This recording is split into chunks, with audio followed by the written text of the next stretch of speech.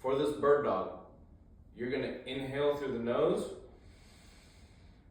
expand your belly, flex as if someone was gonna punch you in the gut.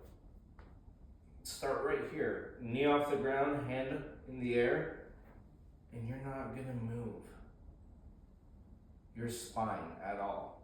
You're just moving the hand and the leg. You don't need to come out super far, reach as far as you can. This is just a little bit of instability to work your core.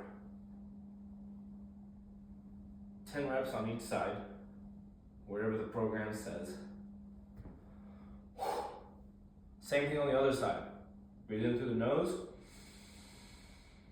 expand the belly, crunching, flexing the core like someone's gonna punch you in the gut.